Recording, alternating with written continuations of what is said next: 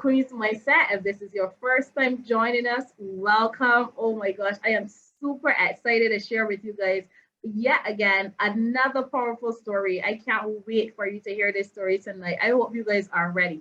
But before we go any further, if you have not done it already, just click that subscribe button just below this video and make sure that you are subscribed to this channel so that you can be kept abreast of every single video that comes out. All right, so let's head right into it. Welcome, welcome, welcome, Shakera to Queen's Mindset. How are you doing? Hi, good night. I'm great, thanks. How are you doing? I am good. I am good. I'm super excited to hear your story. I can't wait for everyone to hear what you have to share. So tell us a little bit about yourself, who you are and what you do. Sure. Well, my name is Shakera Trotman-Chase. Firstly, I am a woman called by God. I am a mother of two beautiful children, Shekinah and Zion Chase. I am a wife of Apostle Leon Chase. I am an entrepreneur. I recently started my business. This is over a year ago. I recently started my business. Basically, a bit about myself. I'm an avid reader. I love people. I love serving God, God's people, and that's basically it about me in a nutshell. Wow, wow, wow. But it still seems like a lot because I mean, your wife, your mother, then your entrepreneur. How do you balance all of that? Because these are some very important roles and they can happen, all at once. So how do you balance? Well, for me, I put God first in every single thing. God is the forefront of everything, and everything that comes after. So for me personally, I believe once I put God first in front of everything, everything else will flow according to His will and His purpose. Yes, yes, yes, indeed, yes, indeed. So Shakira, everybody's waiting. Everybody's waiting, like, oh my gosh, I want to hear her story. So tell us about that adversity that you have been able to overcome. Sure, no problem. Tonight. I will speak about church hurt as a young Christian. And I know this is something that many of us have faced. Many of us have, even given up on God because of church hurt and going through the process. So back when I was around 2009, I would have given my life to God. I remember it perfectly because it was my first and last jump up Kadooman. It's the first time and the last time I jumped because I think October and by September I had given my life to God. How I started, at that time we would call a tent meeting. I grew up in the Anglican church, so how it is in the Anglican church. I remember one of my favorite songs in the Anglican church was that song, "Sweet Holy Spirit, Sweet Help Me Go." That was my favorite song. Yeah. So I remember I also used to do promotions while I was studying at university. I was a model also. I used to model. So most of my life was like promotions, going out, etc. But my mom, after the transition from Anglican to Pentecostal, she will always invite me to service. And I remember one night I was still going out to promotion, but I said it was a Thursday night. I remember it like it was yesterday. And I said to her, well, I will go and then I will go about my business after. That night I entered the sanctuary and they were playing worship and everything. I growing up in the Anglican, it was different. But somehow I would say, I understand it now, the Spirit of God really touched me. And while they were worshiping, I just saw the drummer looking at me, not knowing that I was there bawling, just crying. And, after that, it was an overseas preacher that was in. He came and he spoke into my life. He prophesied over me and he told me I'll be this, I'll be that, etc., etc., etc. Not understanding it at that time, but I came to see the fulfillment of it in God's timing. But after that, it was he and the residing bishop at the time, they took me to the water like a couple days after that. I got baptized after that. And I can tell you it was just a hunger and thirst after the things of God. I became so involved in church, everything that was, every night, if it was Bible study, if it was prayer. And at that time too, even though I was a young Christian, I would have gotten involved in a pastoral teaching session where they taught you how to prepare sermons, etc., etc. And I remember going not knowing much about the Bible at the time. Yeah, I knew a couple verses, and but I was still so enthused. I kept on going and going and going, and then when you hunger and thirst after God, the enemy will always try to put a blockade in your path. And I remember at that time I would have met Apostle, my husband now. I would have met him at this, same church. Yeah. Yeah. And we became friends and everything like that. After becoming friends, we started talking and we started dating, et cetera, et cetera. And I remember, as I told you, I was hungering and thirsting after God, and I was so passionate about the things of God. And I remember there was this lady, a minister at the church. She would keep inviting him to another service over and over and over all the time, but he would decline because Friday nights was our night to go out, etc. Yeah. So he would keep declining. And she came to me, and I said, okay, no problem. I would like to go if I was an overseas pastor that was in. And at that time, we didn't have Friday night sessions at our church. So I said, you know what, I will go. That's no problem. The apostle was like, you're not going by yourself. I'm going to accompany you. Yeah, not knowing that the enemy was really just setting us up. Wow. And I remember going and we went. It was such an awesome service. At that time, Apostle and I, we went to the service. He sat closer in the middle. I sat in the back because I'm always somebody that's like to sit and observe from the back, And I remember that night the minister, she was a lady from Guyana, a prophet from Guyana. She called him up. Wow. And she prophesied over him. And she said to him, at that time we were dating, we never even kissed, Yeah. Yeah. And she said to him, your wife is here. And she started to prophesy over me, and she started to, and we wasn't even sitting close to each other or anything like that. Wow. And then she called me up and she prophesied over me. She ministered to me, etc. Then the lady, the minister who invited us, she called her up and she said to her, you have demons. Oh Lord. And she started to do deliverance on her. All well and good. We gone home the nighttime. The lady dropped us home, etc., etc. And then in the morning, I got a phone call. We have to go to a police station. Wow. I was like police station.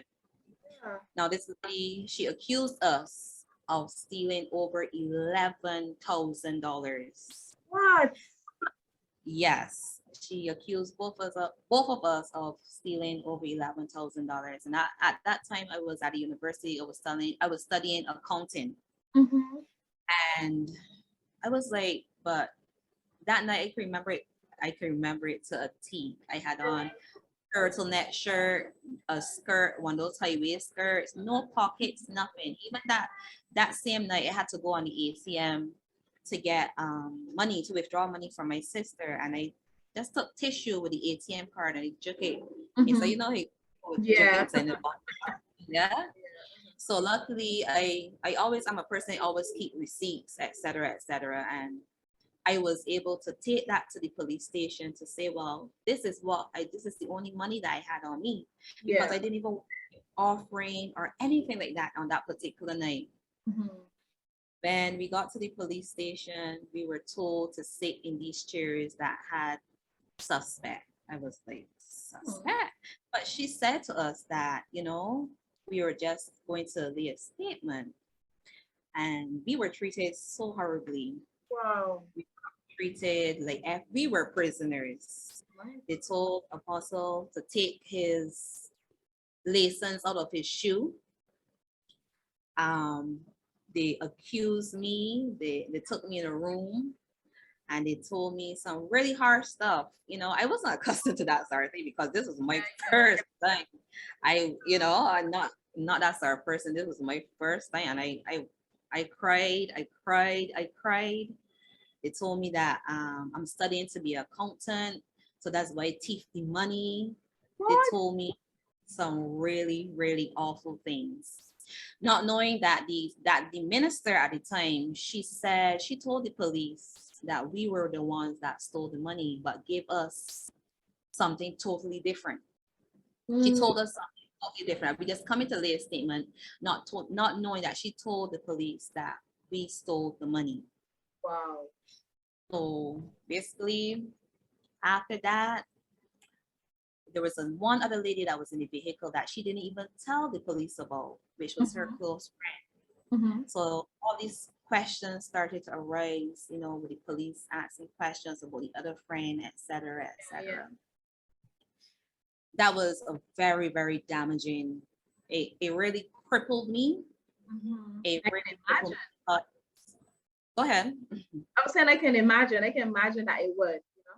Yes. And knowing that, I was so passionate for God, I had this hunger and thirst, and these people, and she was a senior minister in the church, so really and truly, she should have known better, Yeah. but it was all a setup, and the enemy. And looking back at it now, I can see that the enemy really orchestrated the plan. What was so hurtful for me was the Sunday I went to church because my mother, my mom, my family, they encouraged me, well, still come to church, and everything. And to see this lady skipping and dancing Oh, after she all did that to you. church. And by then everyone knew about it. Everyone in the church knew about it because really and truly, what happened? She told the police she only wants $6,000 out of the money to pay her rent. No, she's accusing us of stealing over $11,000, but only wants $6,000 to pay her rent. So Really? the bishop at the time, he would have given her the money. It was a hush something that went down, Wow. but still everything came to the forefront. Mm-hmm. And then we got to church. Everyone labeled us as a thief. People looking at you and like pointing in the church. But that Sunday morning, I remembered I tried my best to praise God. With tears in my eyes, I tried my best to really praise God and to push through. And what was so phenomenal for me too was that even in midst of all of it, my family, they were still talking to this lady and laughing with her. Like, I didn't I didn't just went through this ordeal with this woman who almost got me locked up, Yeah. and this stuff that I would have went through nighttime in the police station. Yeah. And I was like, my God. So basically, as I told you before, I cried. That year I failed every single course. Wow. I stopped eating. I just was crying all the time because I just couldn't understand it. I just could not understand it. And it was a lot. It was indeed a lot. But it really, really, really crippled me. And eventually I stopped going to church. Wow. I stopped going to church because I was like, but because that same Sunday evening, she was allowed to minister because we will have Sunday morning and Sunday night service. She was allowed to minister, and her title was Caught Between Two Thieves. What? And I was like, my God. At that time, Apostle, he was like, wow, they already allow her to preach this message, and we are here.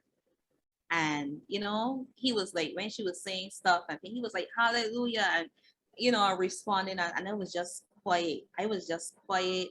And I was just like, my God. And I just, Wait, hold up a minute. So what did the pastor say? Was he aware of what was happening? And did he take her side? Like what he was was happening? aware of what was happening, and he just held his head down throughout the service, but I mean, the whole ordeal when he learned that, okay, you guys went to the police station and was accused of stealing this money. I haven't met you guys, I would like to assume. Having spoken to you guys, he should have at least have some form of idea of your character. Did he not speak on that, or what was his reaction? no, please. At that time, Apostle was armor bearer to him. And after that episode, it was like he tried to set up Apostle also. So we both just stopped going to church and just stopped with that. Yeah. Wow. It's a miracle that you are still with God, because I know most people would have been like, this church thing ain't for me. Goodbye. Yeah. Wow. So who supported you when you went through that? Who was your support? Because I know you said your family, they still continue to talk to her and everything, like nothing had Yeah. happened. But did you guys have a support outside of God, obviously? Outside of God, we had one lady, one mature lady who believed in us. She saw the corruption that was going on. She believed in us, but we were basically our support. And it instead of pulling us apart, it drawed us closer to each other. Um, apart from her, it was just me and him writing it out, and God. So how did you get from the police station after being accused, and did they have any evidence? Like, how did that process go? You're there. I'm just trying to imagine you being in the police station, they're questioning you and everything. What was the final verdict? After we went through the individual questioning, etc., both Apostle and I, they took him to a room. They tried to pin it on him. They wanted to basically set him up, tell him that, pull gun on him, told him that they would put a bag over my head with spray and beat me up and push me off a cliff, etc., etc. And I remember after the questioning and everything, we went to this office Mhm. where it was a couple sergeants, myself, him, and the lady. At that time, the bishop would have agreed to give her the money that she was asking for. Wow. So that was the settlement, and we went home after that. She wanted 6,000 to pay her rent, and that was all that she wanted. But we saw it was like a year or so after, we saw one of the officers that was in charge of the case, Mhm. and Apostle, he said hi to him, etc. He was like, he shared some information with us. Basically, what the lady did to us, she tried to do it with somebody else. Wow. So, as I said, we see that the enemy was indeed in play. And in even in that, it drawed me and Apostle closer. And then that's how I basically ended up pregnant with my daughter, Shakina. That in itself is a whole different episode, because the people from church, even though we weren't going to church there anymore, you would still see people, because he lived in that area. Mhm. So people would look at you and scorn you, and it was really hurting. It was hurtful to see Yeah. that these are church people who should have embraced us, Yeah. Yeah. you know, but that's like they treated us like scorn. But it treated us like scorn. So when you had your daughter, you were not at the church anymore. You had already. No, I had already left. Mhm. I had already left. I started to go to another ministry. Okay. But I didn't stay there too long either, because after going through such an ordeal, to be honest, I one thing I never did. I never gave up on God. I always used to just pray and basically, I'm sorry, personally, what don't matter what comes my way, I use it to push me deeper and further in God. So that was the driving storm for me. I use whatever to push deeper in God. And sorry about that. And I didn't stay, as I was telling you, I didn't stay at the ministry too long because I was just tired of people, saying that they're of God, but then the characteristics, they don't line up, Yeah. with who we are representing or who we say that we are representing. So I just shut off for a bit and I said to God, Lord, anytime that you put me in a position that I have to pastor, I have to lead your people, I promise you that I will never ever treat them the way that I would have been treated when I went through my mess. Yeah. And I live by that to today. No matter what people go through and they come and share with me, I embrace them no matter what. Yes, that is definitely needed. So tell me, how did you leave the church? Did you resign or did you just stop going? Like, how did that transition happen for you? Because I know you said you were active in the church and so on. So how did you leave? I stopped going. I just stopped going. I was like, well, these people don't care about me, so to hell with them. I just stopped going. I didn't feel loved at all. I felt like I was the enemy, so I was just like, I'm not even, and I'm a person I like to follow protocol, etc. So I was like, I'm not even writing a letter, I'm not even saying anything, I'm just not going anymore. And did the pastor reach out to you? Obviously, when he recognized, hey, she is not. It's not that she missed a Sunday or two. She seems not to be coming back. Did he reach out to see, what was going on, and if he can, just offer some help? No, no one reach out. Well, how long you were going there for? Um, that happened in 2022, a little over a year. Okay, so wow, amazing. It's really sad to hear these types of stories, because there's so many people out there who would love to find, a church home, a place that they can really call their own. But then when they hear stories like this or they have to experience things like this, it kind of shuts them off. I myself would have went through some of this type of church hurt too. In my case, I actually wrote my letter. I actually resigned. I actually had a meeting. I did all that, and the pastor never told anyone that I left. I had church leaders who met me outside. They thought that I was backsliding. They were like, Wow. you're not going to church and asking all these questions.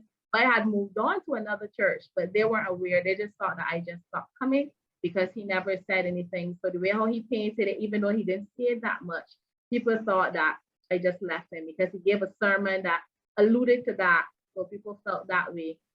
Until only when people then they wanted to ask me, but I didn't want to go into discussions about it because I felt like I would have done my part and God would have revealed it. So tell me a little bit more about when your daughter came. I know you said they scorned you and everything. Was Apostle still going to church at the same church, or did he leave with you? Well, I think he was the first person. Yeah, I think he left first. He actually wrote the letter, etc. Because as I told you, he was armor bear. Yeah, so he actually wrote a letter, etc. But yeah, he left. He left before me. He left before me. So when the pastor found out that you were pregnant, I know you gave birth, and he played a role in that in terms of coming to congratulate you guys. Now you have your newborn baby or anything like that. No, it wasn't anything like that. It wasn't nothing like that at all. I mean, look, back then everything got so messy. I mean, up to today, I have family that still don't speak to me. Everything got so messy, so messy. Because as I told you before, My family, some of my family would have still be interacting with the same lady, etc., etc. And after I got pregnant, some of my family they treated me like I was, I did something so wrong. At that time, I was 21. I was 21. It was not like it was in my teens or anything like that.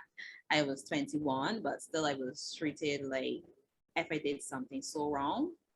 And some of my family that I confided in and I really thought would have been there for me, they weren't there for me at all, at all, at all, at all. And that was the most hurtful part of it too, because when you raise up in a sort of family, like how my family was, and you know, as people would say, blood taken out water, etc. But clearly, it was, It's there. totally something different.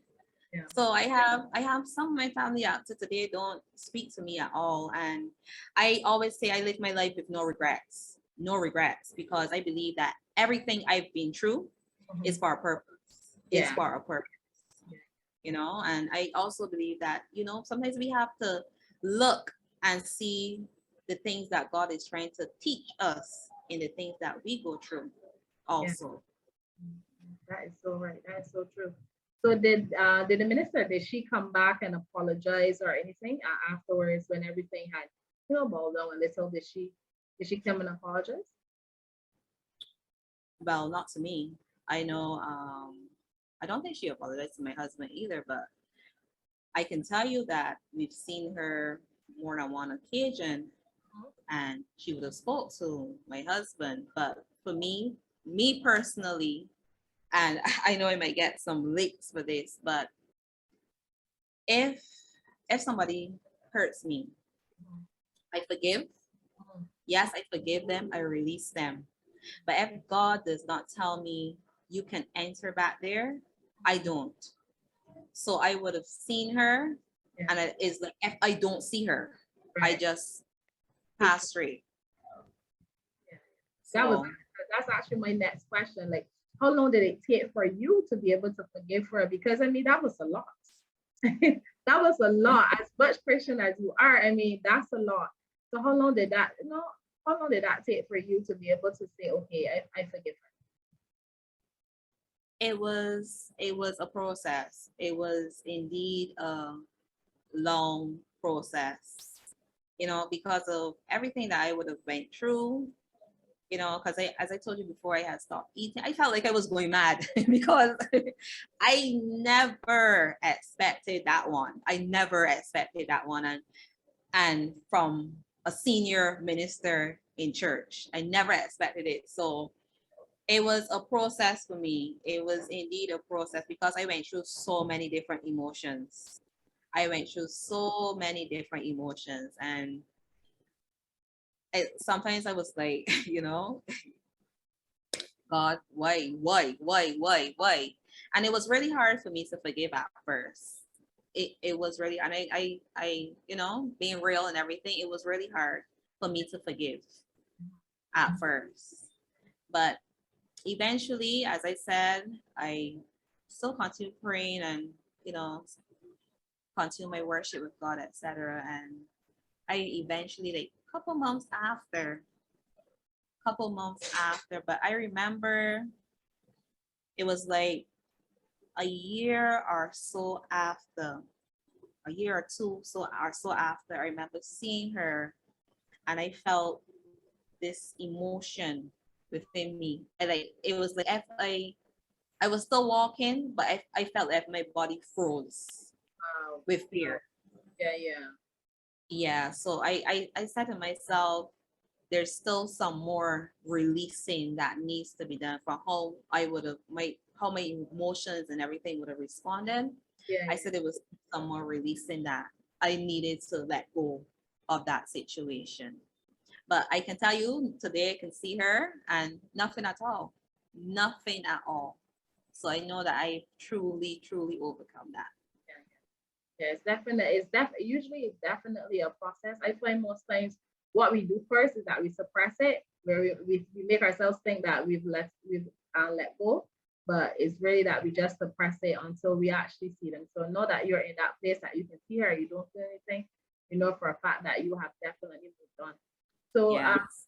tell me, for and going through all of this at any point, because I know one of the things you said earlier was that even though it was really hard, you still held on to God, but did any moment in that, did you feel like, like what Job's wife was asking him to do, you felt like, just forget about God, let me just curse God, let me just tell him off, like how walk me through those types of emotions, because I know you felt obviously upset and really Yeah. shaken up by what had happened and the way how they treated you, because you had a higher expectation from them.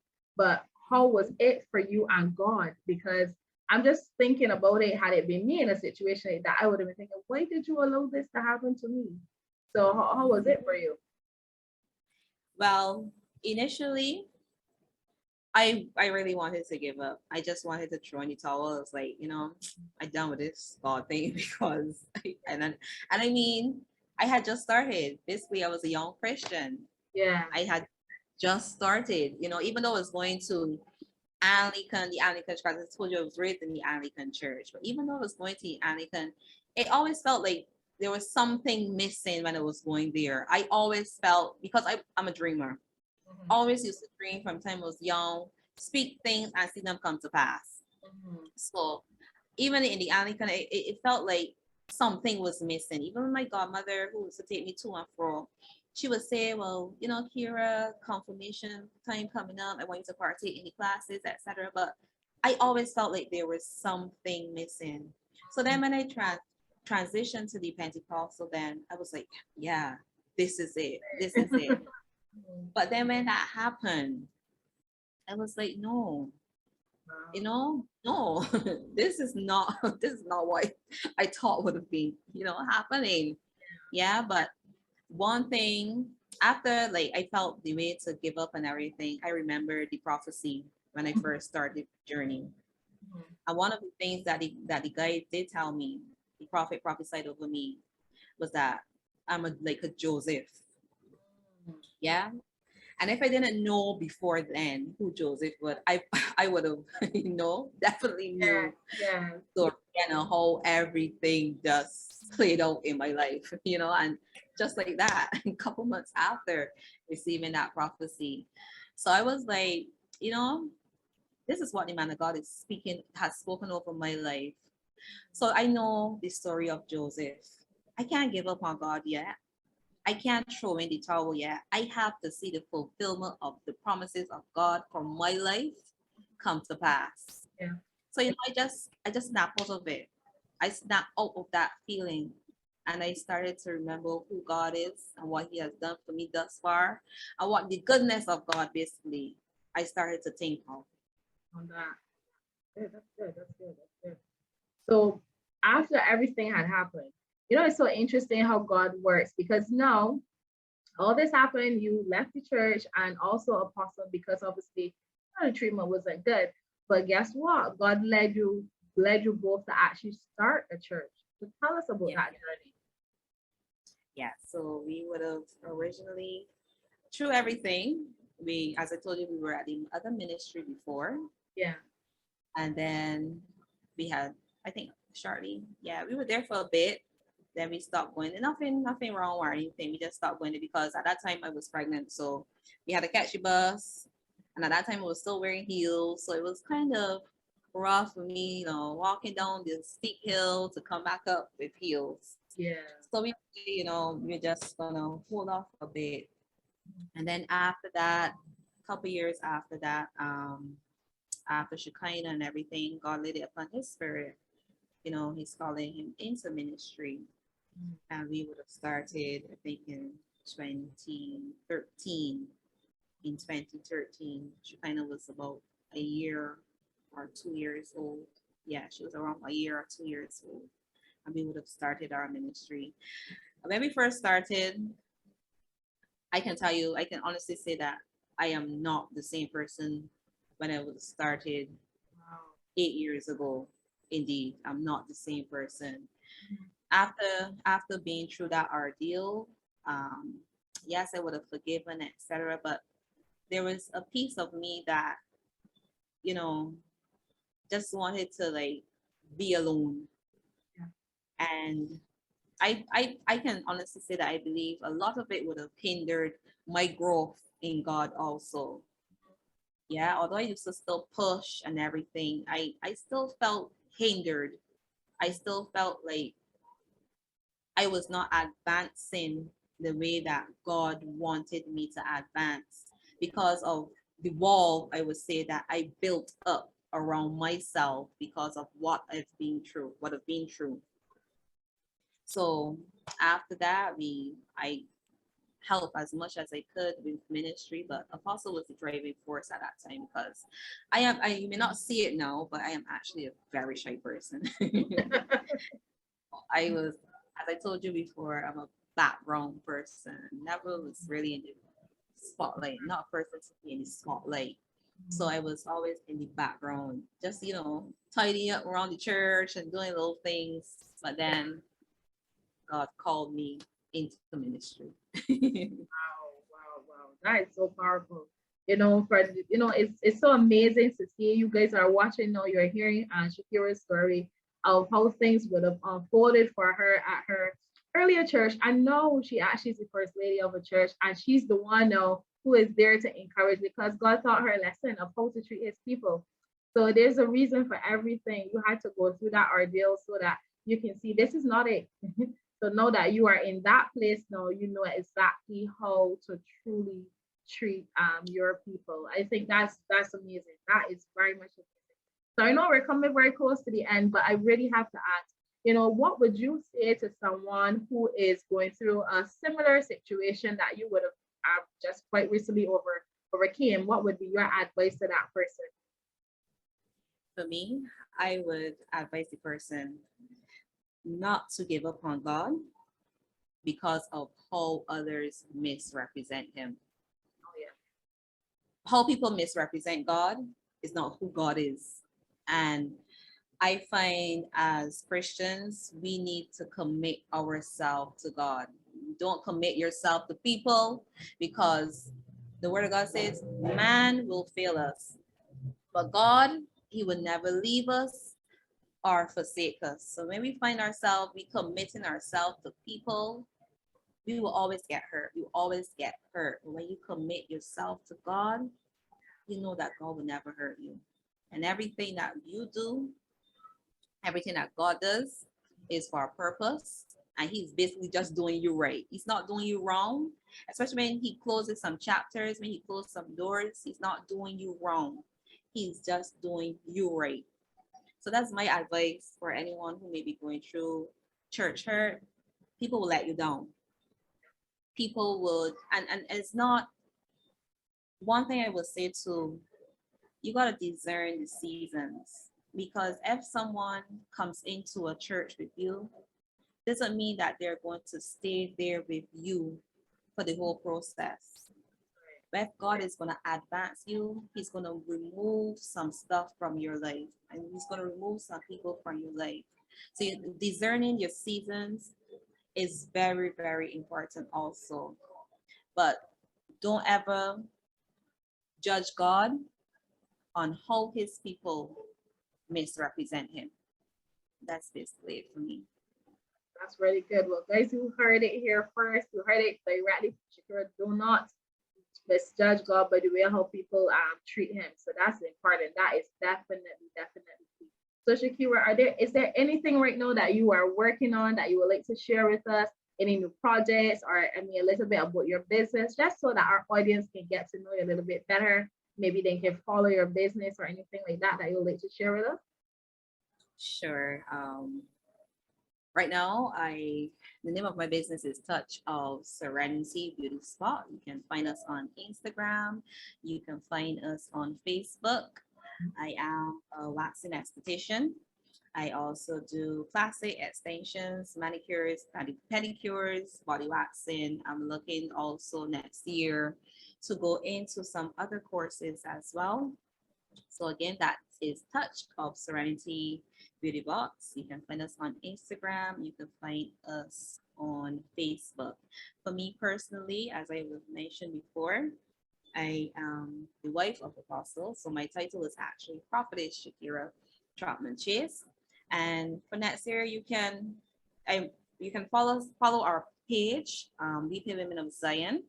That's I don't think I have mentioned that, women's ministry leader. I don't think I have mentioned that, but I'm also the president of Weeping Women of Zion. I'm also looking to push my vision next year also, which is called the Prayer Empowerment Move, where I'm going to be doing some teachings, etc., on helping women to push and helping women to, advance despite what they've been through. Just continue to climb no matter what. Awesome. That's a really great stuff. I look forward to seeing it all in 2022. So guys, if you've connected with Shakera, Prophetess Shakera, and there's anything she said here tonight that you go like, oh my gosh, I want to learn some more, go right ahead and follow her on her pages. You would have just heard about Touched by Serenity. You also heard about Weeping Women of Zion. You want to follow them as well. And also just follow her on Facebook as well, so that you can always be kept in tune on what's happening and what's next, so that you can be a part of it as well. I want to thank you guys so much for joining us tonight. It was definitely a pleasure having you here. And thank you, of course, Shakera, for sharing and, being so open and transparent with us tonight. I am sure that someone who's watching right now, their heart has been blessed and they have been encouraged. So thank you.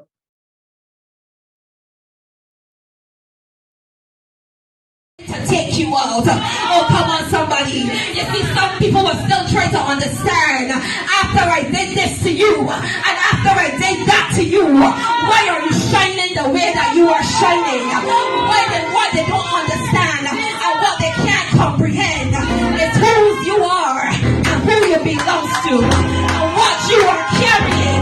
They will never be able to destroy you. Come on and tell your neighbor this morning.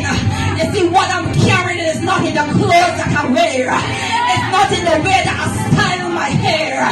What I'm carrying is something greater on the inside. The Bible tells me that greater is He that is in me that He is of the world. I've come to tell you this afternoon that excellence that is on the inside, it puts some people in trouble. So guys, just before you go, if you have not done it already, make sure that you just hit subscribe. Just hit subscribe down below this video and share this video with a friend. You may know of someone who may be currently going through it or who have gone through it and have not been able to overcome as yet. Share this link with them and comment down below, because we always love to see what you have to say. We want to know your thoughts. Give us some feedback. Shakera and I will be checking the chats to see what your thoughts are. And of course, make sure you like this as well. Have a great night, guys. Thanks for joining us. Goodbye.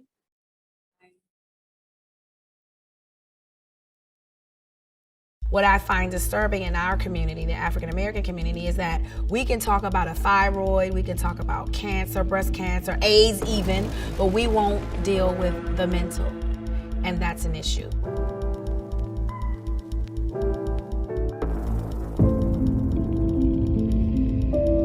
Sometimes you got to go back to the beginning. From Trinidad, Akila Holder. I was 28 when I attempted suicide. When the family began to fall apart, I must have been about 23, 24.